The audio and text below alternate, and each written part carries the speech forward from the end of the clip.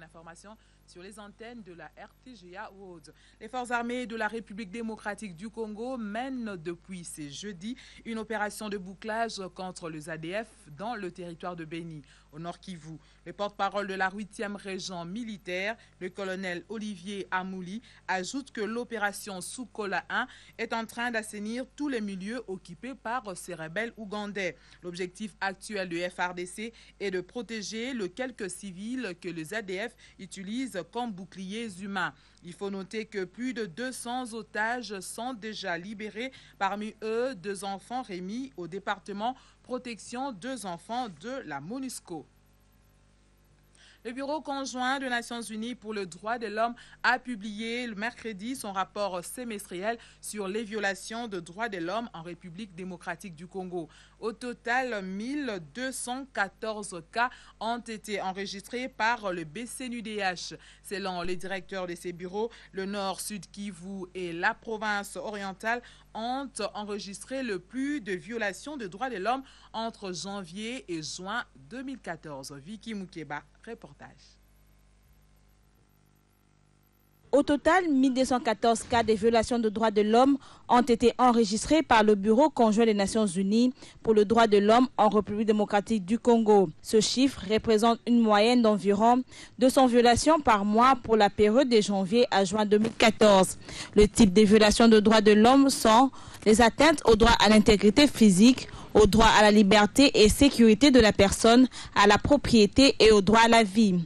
Au cours du point de presse de la MONUSCO, le directeur du BCNUDH, Scott Campbell, a indiqué que les provinces du Nord, Sud Kivu et la province orientale ont juin 2014. Ces 3 provinces ont connu 873 violations de droits de l'homme, soit 72% du total des violations commises sur l'ensemble du territoire de la République démocratique du Congo durant la période sous examen. En termes global, nous avons enregistré à peu près 3/4 des violations, de toutes les violations sur l'étendue nationale. On trouve à peu près 75% des cas ou des victimes dans ces 3 provinces affectés par le conflit. Outre les violations de droits de l'homme, le BCNUDH a documenté 256 victimes de violences sexuelles dans le Nord Kivu, le Katanga et la province orientale.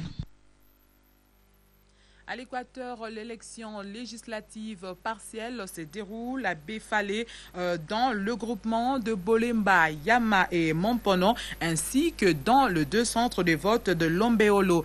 15 candidats sont en lice pour un siège à l'Assemblée nationale. Notons que la Commission électorale nationale indépendante avait annulé en juin en 2011 cette élection suite aux fraudes enregistrées.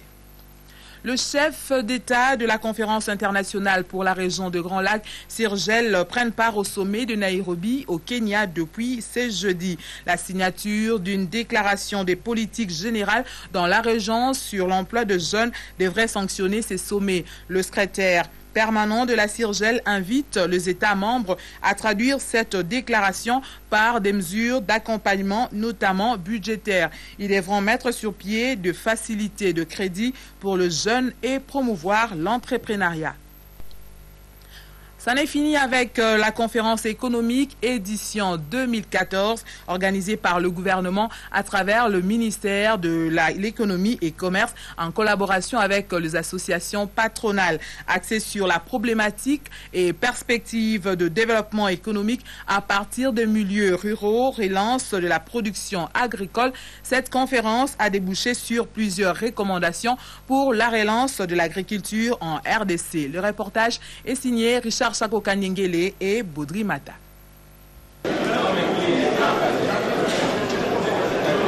C'est une batterie de recommandations que les participants à la conférence économique édition 2014 viennent de formuler tant sur le plan de la relance de la production agricole RDC que sur la lutte contre la fraude aux frontières et l'élaboration de la cartographie des centres à excédent de production. Organiser une conférence spéciale sur l'évaluation du niveau d'exécution des recommandations des forats précédents. 2. Veiller au fonctionnement normal du cadre permanent de concertation économique CPCE dans les différentes provinces. 3. Renforcer le fonds de préinvestissement pour le financement des études de faisabilité des projets devant constituer la banque des projets nationaux. La protection des consommateurs. L'expert propose l'accélération du processus de finalisation et d'adoption des projets de loi sur la protection des consommateurs. Tout en saluant ces recommandations, le ministre de l'Économie nationale et Commerce et président national du cadre permanent des concertations économiques, Jean-Paul Nemoyato, représentant du Premier ministre, s'est dit satisfait de voir les participants déterminés à liquider les pesanteurs qui influent négativement sur la croissance de l'économie du pays.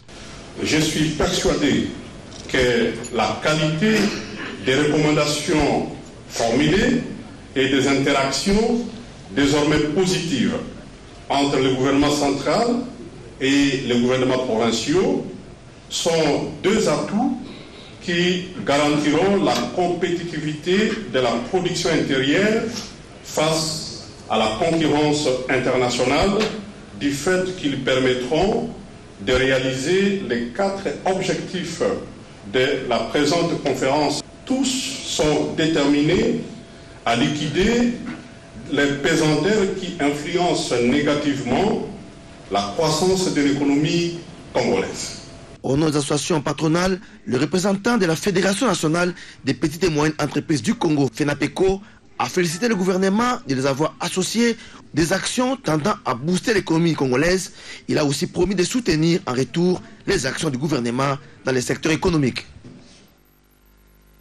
Améliorer l'environnement juridique et renforcer les capacités des organisations de la société civile sur le droit et le VIH-Sida, c'est le but du projet lancé mercredi par le PNMLS, le ministère de la Justice et des Droits Humains ainsi que le PNUD. Ces projets de 7 mois visent à instaurer un environnement juridique favorable en luttant contre la stigmatisation et la discrimination de personnes infectées et affectées par le VIH-Sida. José Olitomake, Dadiouba. Lutter contre toute forme de discrimination et de stigmatisation dont sont victimes les personnes vivant avec le VIH-Sida et les groupes vulnérables, tel est l'objectif que s'est assigné le programme national multisectoriel de lutte contre les sida, le ministère de la Justice, accompagné par le PNUD. Ce projet de 7 mois, financé par le PNUD, vise à doter la RDC d'une loi sur le droit des personnes vivant avec le VIH-Sida. Le PNUD a pour mandat d'accompagner la RDC à développer une politique non punitive et inclusive sans discrimination aucune dans le respect total des droits humains pour une génération sans sida. À ce jour, le pays compte plusieurs réalisations avec l'appui du PNUD, le dialogue national sur les lois, les droits humains et le VIH en 2013, l'argumentaire technique contre la criminalisation de certaines populations clés.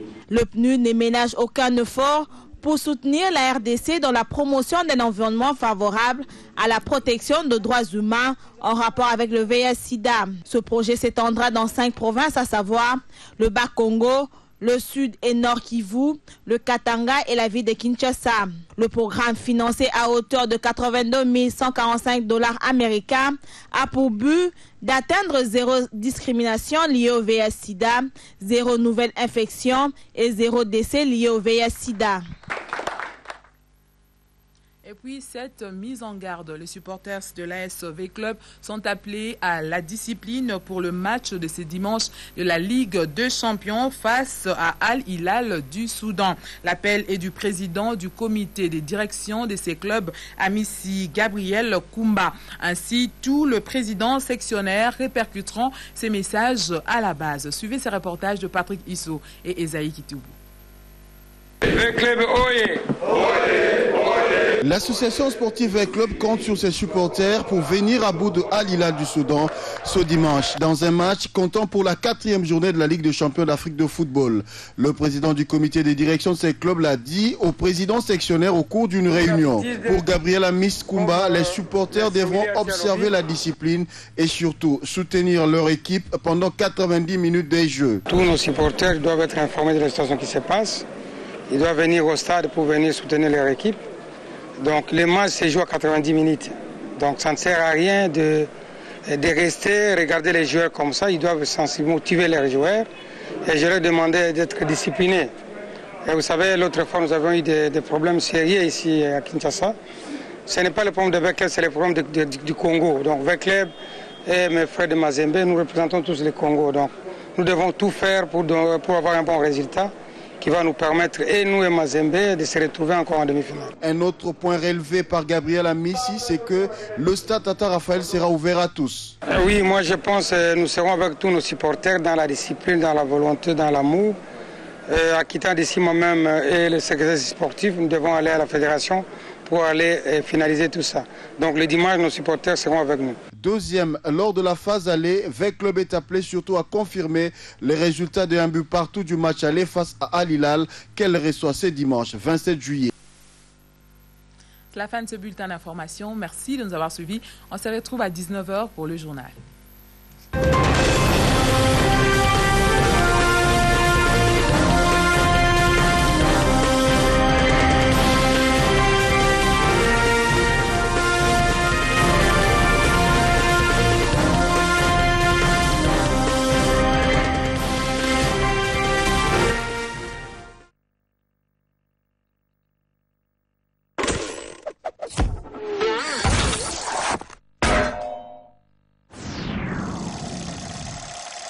Maxillet vous fournit un max de vitalité.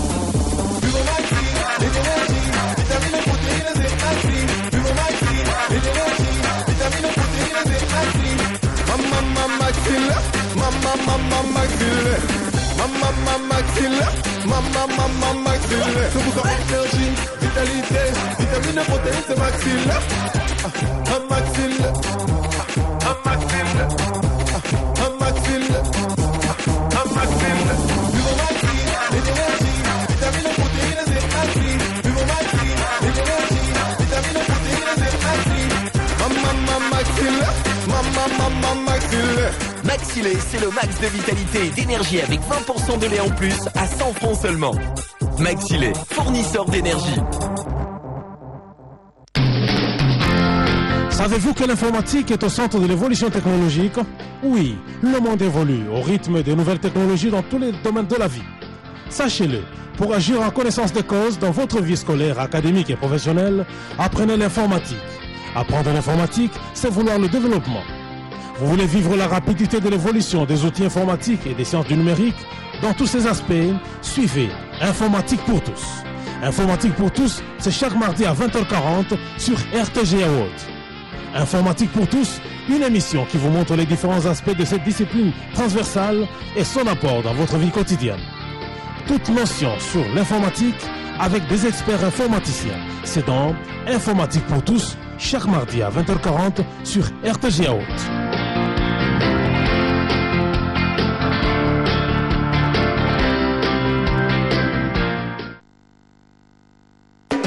Aucune modernisation, aucun essor, aucune garantie pour l'avenir. Aucun progrès, aucune révolution, moins encore d'émergence ne sont envisageables sans l'impôt. Connaissez-vous l'élément déclencheur du renflouement de l'assiette fiscale de l'État afin que ce dernier ne manque de quoi rémunérer et ainsi métamorphoser la vie sociale de ses fonctionnaires, mais aussi de tout le monde? Eh oui, opérateurs économiques, employeurs et employés, savez-vous que la fraude fiscale retarde l'essor du pays?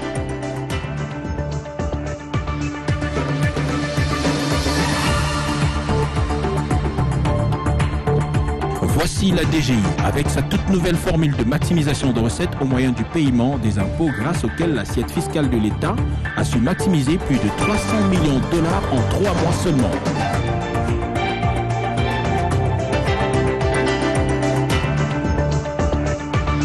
La DGI, le bras sûr du gouvernement pour la maximisation de recettes.